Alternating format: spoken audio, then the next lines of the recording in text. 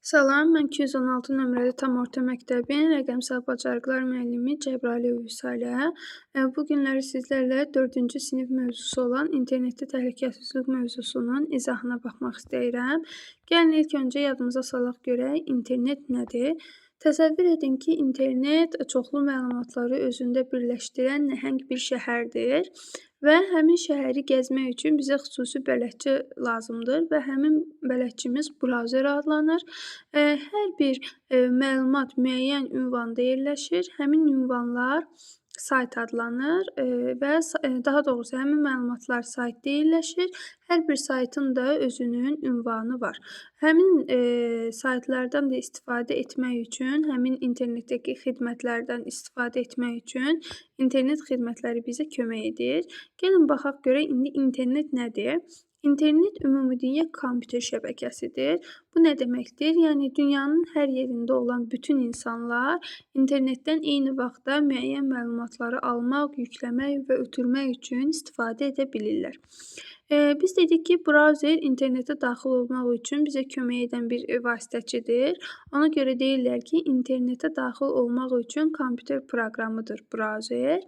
İnternet xidmətləri nədir? İnternet xidmətləri internet vasitəsilə müəyyən xidmətlərdən istifadə edən proqramlardır. Buna e-poçtu misal göstərmək olar. Məsəl üçün biz e-poçt vasitəsilə müəyyən məktubları, ismarıcıları göndərə bilirik. Saytda dediyimiz kimi internetdə informasiyanın saxlandığı səhifələr və yaxud da səhifə və yaxud da səhifələrin toplusudur.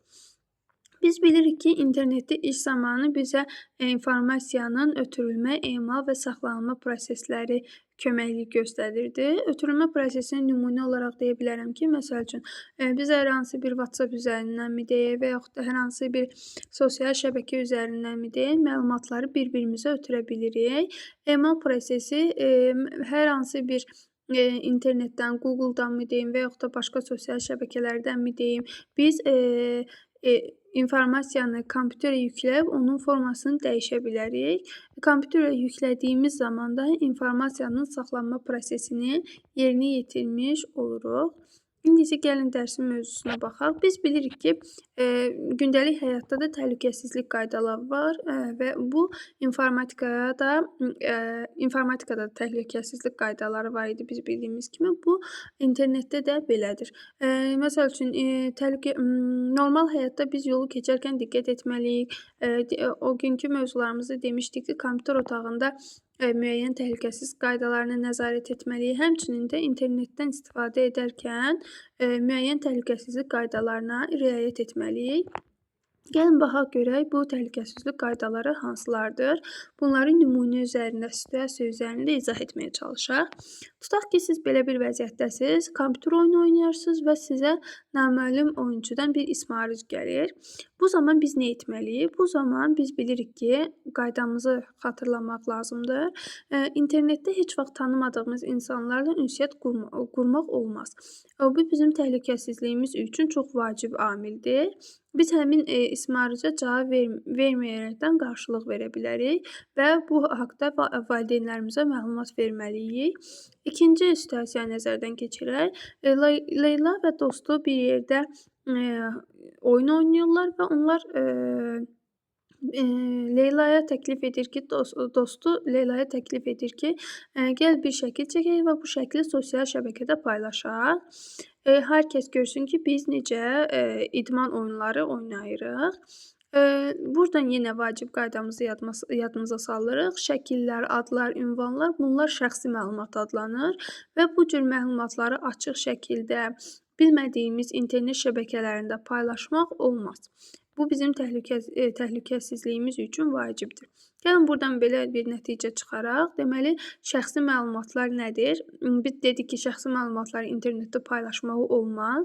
Bəs yaxşı, bu şəxsi məlumatlar nədir? Şəxsi məlumatlar hər bir insanın özünə aid olan məlumatlardır. Buna ad, soyad, ünvan, yaşadığınız yer, telefon nömrəsi, məktəbin nömrəsi, oxuduğunuz sinif, foto şəkillər, üzünüzün görsəndiyi foto şəkillər, videolar, sizi asanlıqla tanıya biləcək maraqlar və hobbilər internet şəbəkələrində paylaşmaq olmaz. Yəni bunları açıq şəkildə paylaşmaq olmaz. Bilmədiyimiz saytlarda paylaşmaq olmaz. Çünki bu hakerlər tərəfindən ələ keçirilə və bizim təhlükəsizliyimizə qarşı istifadə oluna bilər. Gəlin növbətinə.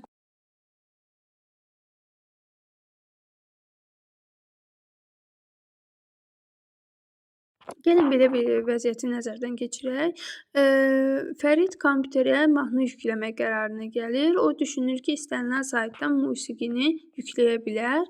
Burada qorxulu heç bir şey olmayacaq, amma belə deyil.